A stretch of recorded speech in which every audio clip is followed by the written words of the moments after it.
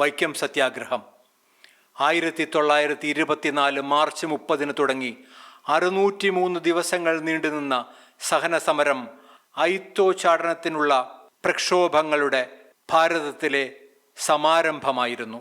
വൈക്കം മഹാദേവ ക്ഷേത്രത്തിന് ചുറ്റുമുള്ള നിരത്തുകളിലൂടെ അവർണർക്ക് സഞ്ചാര സ്വാതന്ത്ര്യം നേടിയെടുക്കാനായാണ് പ്രത്യക്ഷത്തിൽ ആ പ്രസ്ഥാനം ഉയർക്കൊണ്ടതെങ്കിലും അടിച്ചമർത്തപ്പെട്ട ജനവിഭാഗങ്ങളുടെ അവകാശ സമരമായി അത് ഭാരതമാകെ അലയടിച്ചു.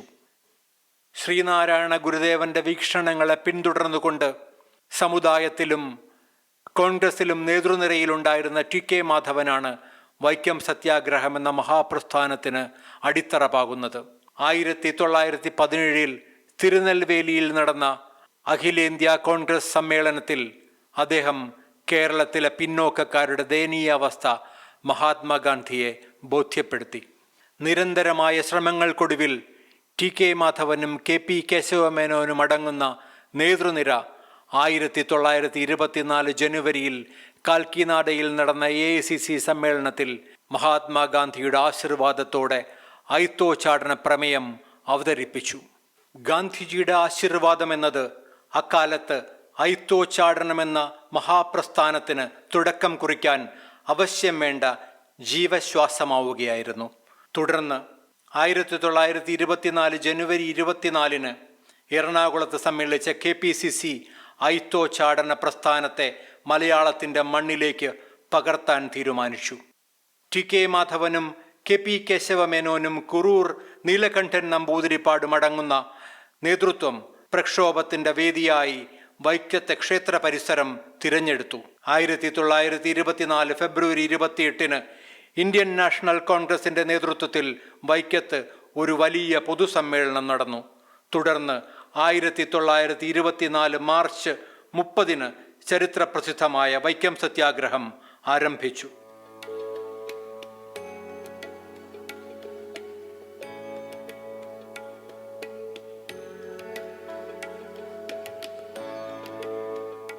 ഹിന്ദുമതത്തിലെ ഉച്ചനീചത്വങ്ങൾക്കെതിരെ, തൊട്ടുകൂടായ്മയ്ക്കും തിണ്ടിക്കൂടായ്മയ്ക്കുമെതിരെ അയിത്തോച്ചാടനത്തിൻ്റെ മഹാപ്രസ്ഥാനം സവർണ പ്രമാണിമാരുടെ കൺമുന്നിൽ കെട്ടിപ്പടുക്കാൻ ഗാന്ധിജിക്കല്ലാതെ മറ്റാർക്കുമാവില്ലായിരുന്നു. ആ മഹാത്മാവിൻ്റെ നിശ്ചയദാർഢ്യം തന്നെയാണ് നവോത്ഥാനത്തിൻ്റെ വെള്ളി വെളിച്ചത്തിലേക്ക് അടിച്ചമർത്തപ്പെട്ട ഒരു ജനതയെ നയിച്ചു കൊണ്ടുപോയ അയിത്തോച്ചാടന പ്രസ്ഥാനമെന്ന ആശയം പടർന്ന് പന്തലിക്കാൻ കാരണമായത്. വൈക്കം സത്യാഗ്രഹം ശക്തമായി തുടരുന്നതിനിടെ 1925 മാർച്ച് മാസം ഗാന്ധിജി വൈക്കം സന്ദർശിച്ചു. തീണ്ടാപ്പാട് അകലം സൂക്ഷിച്ച് ഇണ്ടംതുരുത്തി മനയിലെ ദേവൻ നീലകണ്ഠൻ നമ്പൂതിരിയോട് ഗാന്ധിജി സംസാരിച്ചു. സത്യാഗ്രഹ പ്രസ്ഥാനം അഹിംസയുടെ മാർഗത്തിൽ നിന്ന് വ്യതിചലിക്കാതിരിക്കാനും ഗാന്ധിജി പ്രത്യേക ശ്രദ്ധ പുലർത്തി.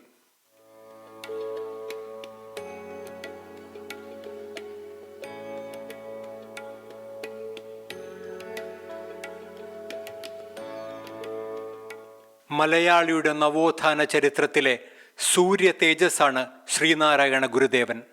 സവർണ മേൽക്കോയ്മയുടെ കോട്ടക്കൊത്തളങ്ങളിലേക്ക് സദ്ചിന്തയുടെ തേരുരുട്ടിയ സാമൂഹ്യ പരിഷ്കർത്താവ്. കീഴാള മനോഭാവത്തിൻ്റെ കാണാക്കയങ്ങളിൽ നിന്ന് ഒരു ജനതയെ സാമൂഹ്യനീതിയുടെ സുവർണ തീരത്തേക്ക് കൈപിടിച്ചു കയറ്റിയ ഗുരുദേവൻ.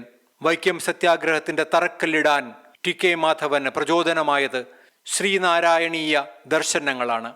മഹാത്മാഗാന്ധിയുടെയും ശ്രീനാരായണ ഗുരുദേവന്റെയും ആശീർവാദങ്ങളായിരുന്നു വൈക്കം സത്യാഗ്രഹത്തിൻ്റെ ചാലകശക്തിയായി നിലനിന്നിരുന്ന പ്രധാന ഘടകങ്ങളിലൊന്ന്. ഗാന്ധിജിയുടെ അഹിംസാധിഷ്ഠിതമായ മാർഗത്തിൽ നിന്ന് ഒരൽപ്പം മുന്നോട്ട് കടന്നായിരുന്നു ഗുരുദേവന്റെ വാക്കുകൾ. അവകാശങ്ങൾ നിഷേധിക്കുന്നിടത്ത് പ്രവേശിച്ച് അതിൻ്റെ പ്രത്യാഘാതങ്ങൾ നേരിടാനും അടിയേറ്റാൽ തിരിച്ചടിക്കേണ്ടതില്ലെങ്കിലും ഒരു മതിൽ കണ്ടാൽ അത് ചാടിക്കടക്കാനുമാണ് ഗുരുദേവൻ സമരഭടന്മാരെ ഉപദേശിച്ചത്.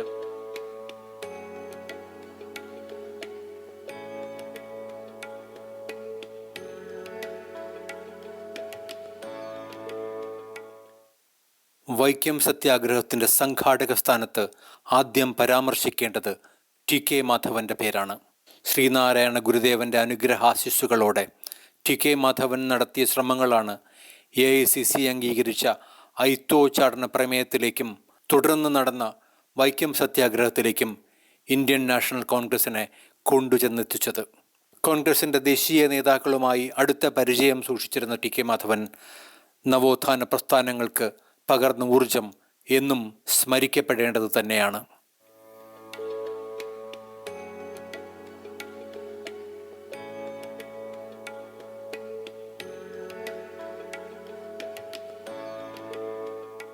നമ്മുടെ നവോത്ഥാന നായകരിൽ നായർ സർവീസ് സൊസൈറ്റിയുടെ സ്ഥാപകനായ മന്നത്തു പത്മനാഭൻ്റെ സ്ഥാനം മുൻപന്തിയിൽ തന്നെയാണ്.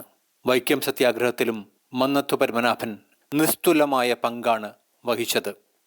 ഗാന്ധിജിയുടെ നിർദ്ദേശമനുസരിച്ച് മന്നത്തു പത്മനാഭൻ്റെ നേതൃത്വത്തിൽ 500 പേരടങ്ങിയ പദയാത്ര സവർണ ജാഥ എന്ന പേരിൽ വൈക്കത്ത് നിന്ന് 1924 നവംബർ 1 തിരുവനന്തപുരത്തേക്ക് പുറപ്പെട്ടു. യാത്രയിലുടനീളം ആവേശം നിറച്ച ആ പദയാത്ര തിരുവനന്തപുരത്തെത്തുമ്പോൾ ഒരു ജനസാഗരമായി രൂപം പ്രാപിച്ചിരുന്നു. തുടർന്ന് 27,000 സവർണർ ഒപ്പിട്ട ഒരു മെമ്മോറാണ്ടം റീജന്റ് മഹാറാണിക്ക് സമർപ്പിക്കപ്പെട്ടു.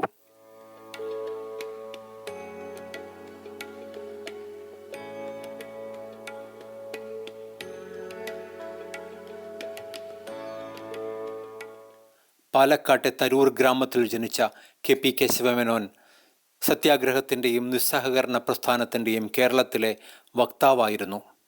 മാതൃഭൂമി ദിനപത്രത്തിൻ്റെ സ്ഥാപകനായ അദ്ദേഹം വൈക്കം സത്യാഗ്രഹത്തിൻ്റെ ആശയാവിഷ്കാരത്തിന് ടി കെ മാധവനോടൊപ്പം ഒത്തുചേർന്ന് പ്രവർത്തിച്ചിരുന്നു. വൈക്കം സത്യാഗ്രഹത്തിൽ പങ്കെടുത്തതിന് 6 മാസം തിരുവനന്തപുരത്ത് ജയിൽ ശിക്ഷ അനുഭവിക്കുകയും ചെയ്തു കെ.പി. കേശവമേനോൻ.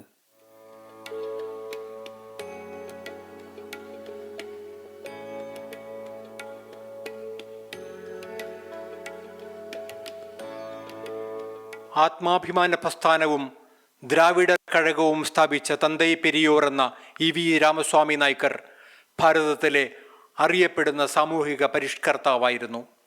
തമിഴ്നാട്ടിലെ ബ്രാഹ്മണ മേധാവിത്വത്തിനും ലിംഗജാതി അസമത്വങ്ങൾക്കുമെതിരെ കലാപം നടത്തിയ അദ്ദേഹം അനുയായികളോടൊത്താണ് വൈക്കം സത്യാഗ്രഹത്തിന് കൂട്ടുചേരാനെത്തിയത്.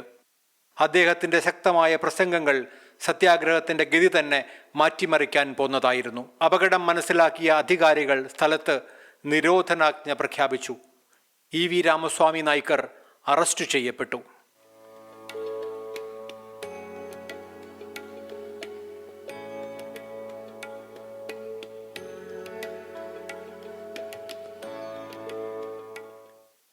പ്രമുഖ സ്വാതന്ത്ര്യ സമര സേനാനിയും ഗാന്ധിയനും സോഷ്യലിസ്റ്റ് ചിന്തകനുമായിരുന്ന കെ കേളപ്പൻ വൈക്കം സത്യാഗ്രഹത്തിൻ്റെ നേതൃനിരയിലെ നിറസാന്നിധ്യമായിരുന്നു. ബ്രിട്ടീഷ് ഭരണം ബഹിഷ്കരിക്കാനുള്ള ഗാന്ധിജിയുടെ ആഹ്വാനമനുസരിച്ച് SB കോളേജിലെ അധ്യാപക ജീവിതം ഉപേക്ഷിച്ച കേളപ്പൻ കോൺഗ്രസിൻ്റെ ഐത്തോച്ചാടന കമ്മിറ്റിയുടെ കൺവീനറായിരുന്നു. കേരള ഗാന്ധി എന്നറിയപ്പെട്ടിരുന്ന കേളപ്പജി കേരള സംസ്ഥാന രൂപീകരണത്തിൽ വരെ നിർണായക പങ്ക് വഹിച്ചിരുന്നയാളാണ്.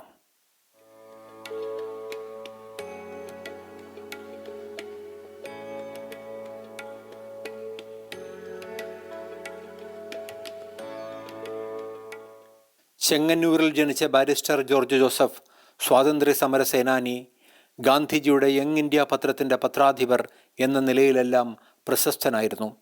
വൈക്കം സത്യാഗ്രഹത്തിൻ്റെ ഒരു മുൻനിര പോരാളിയാവാൻ ബാരിസ്റ്റർ ജോർജ് ജോസഫിന് ഒരിക്കൽ കൂടി ആലോചിക്കേണ്ടി വന്നിരുന്നില്ല.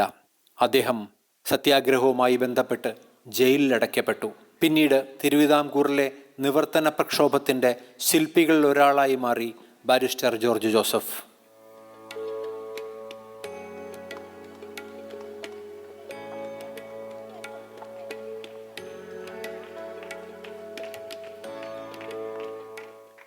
സത്യാഗ്രഹം തുടർന്നുകൊണ്ടേയിരുന്നു.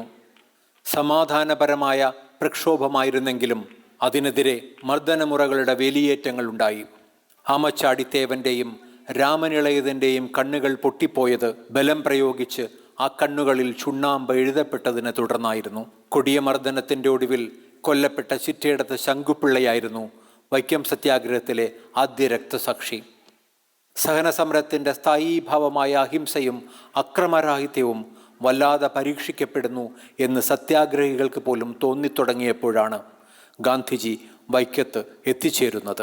ശ്രീനാരായണ ഗുരുദേവനെ കണ്ട് ചർച്ച നടത്തിയ ശേഷം ഇണ്ടംതുരുത്തി മനയിലെത്തിയ ഗാന്ധിജിക്ക് ആഗ്രഹിച്ച വിധത്തിലുള്ള ഒരു ഉറപ്പും അവിടെ നിന്നും നേടാനാവാതെ മടങ്ങേണ്ടി വന്നു.